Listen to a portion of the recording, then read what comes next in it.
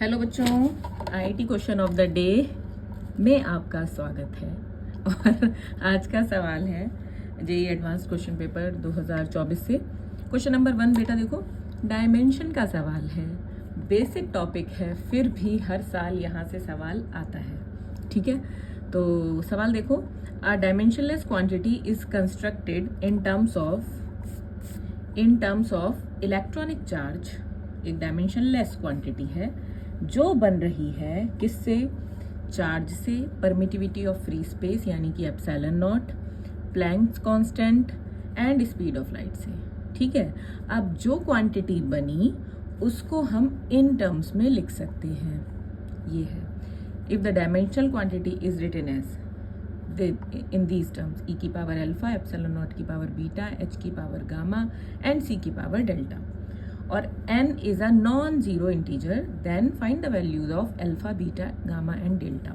बेटा n को हम यहाँ कोई भी, मतलब जैसे यहाँ पे दिया है 2n, minus n, minus n, minus n, तो मैं ये मान सकती हूँ कि मेरा आंसर ऐसे भी आ सकता है 2, माइनस 1, माइनस 1, माइनस 1। राइट, अब देखो बेटा, इस सवाल को करने के दो तरीके हैं। पहला तरीका, आप जो इसका स्टैंडर्ड सोल्यूशन है उस तरह से करिए कि भाई एक डायमेंशन, जैसे ये मैंने करके रखा है आपके लिए वाला सोल्यूशन, कि स्टैंडर्ड प्रोसीजर क्या है इसका, कि भाई ये पूरी क्वांटिटी एक डायमेंशनलेस क्वांटिटी है, तो मुझे ई की डायमेंशन, एप्सिलॉन नॉट की डायमेंशन, एच की डायमेंशन और सी की डायमेंशन ये लिखी हुई है मैंने सारी। ई की यानी कि charge AT, epsilon not M-1, L-3, T4, A2, H की डायमेंशन ML2T-1 और सी स्पीड ऑफ लाइट LT-1। बेटा सबकी, और इन सब की पावर कितनी है? Alpha, beta, gamma and delta. तो मैंने लिखा AT की पावर अल्फा, फिर एप्सिलॉन नॉट की डायमेंशन उसकी पावर बीटा, फिर एच की डायमेंशन उसकी power gamma, then speed of light की डायमेंशन उसकी पावर डेल्टा। ठीक, और इसकी मैंने M, L, T और A की पावर्स जो है वो इकट्ठी कर ली। ठीक है, बेस सेम पावर ऐड कर ली मैंने। अब ये क्वेश्चन कह रहा है, ये पूरी की पूरी ये एक क्या है? डायमेंशनलेस क्वांटिटी है, यानी कि M0, L0, T0, और मैंने पावर्स को कंपेयर किया और इक्वेशंस बना ली, जैसे माइनस बीटा प्लस गामा और इधर m की पावर 0, तो minus beta plus gamma is equal to 0, तो बीटा की वैल्यू गामा। देन मैंने दूसरी इक्वेशन बनाई इज इक्वल टू, वो भी 0, फिर t की पावर ये है वो भी 0, और फिर लास्ट वाली भी 0, और इससे मैंने अल्फा, बीटा, गामा की वैल्यूज निकाल ली और आंसर आ गया।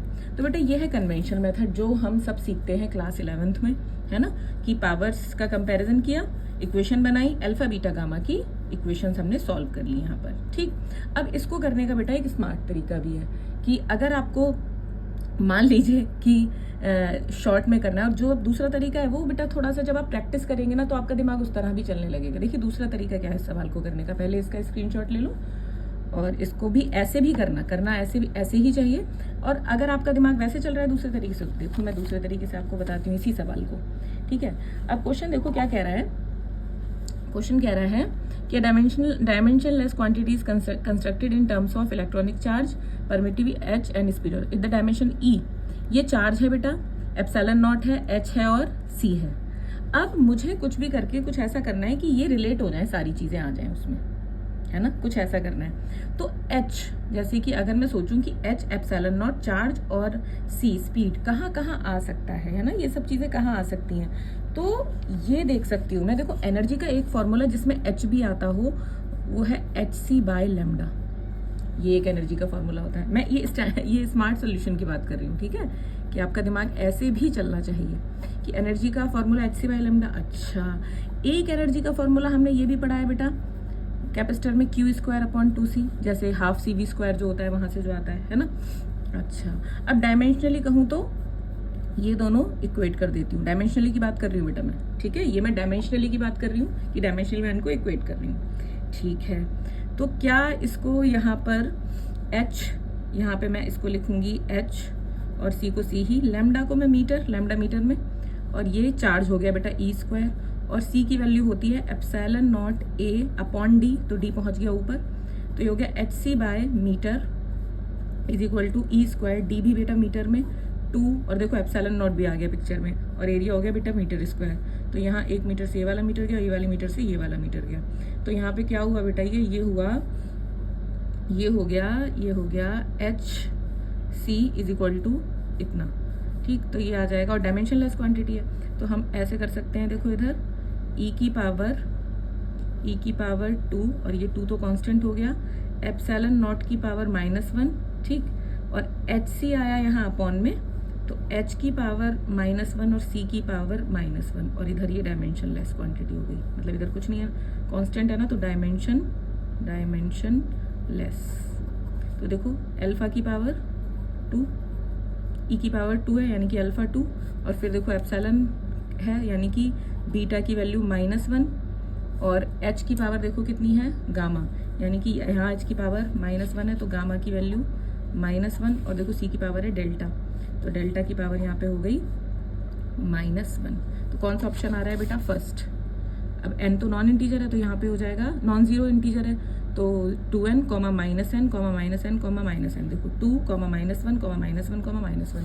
तो बेटा ये इस तरह से भी दिमाग चलने लगता है अगर आप बहुत सारे सवालों की जो है प्रैक्टिस करेंगे तो। और ये जो आपका स्टैंडर्ड प्रोसीजर था इस तरह से भी करना ऐसे ही चाहिए, ठीक है ना, लेकिन ये थोड़ा लंबा है और इसमें थोड़ा कैलकुलेटिव पार्ट ज़्यादा है, आंसर सेम आएगा, ठीक।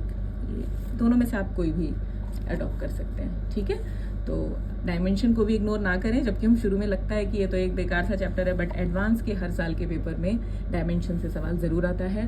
तो प्रैक्टिस किसी भी छोटे से छोटे टॉपिक की को भी ना ऐसे मत समझो कि अरे यार ये तो अनइम्पॉर्टेंट है, नहीं भाई, किसी भी टॉपिक को छोटा नहीं समझना है, ठीक है।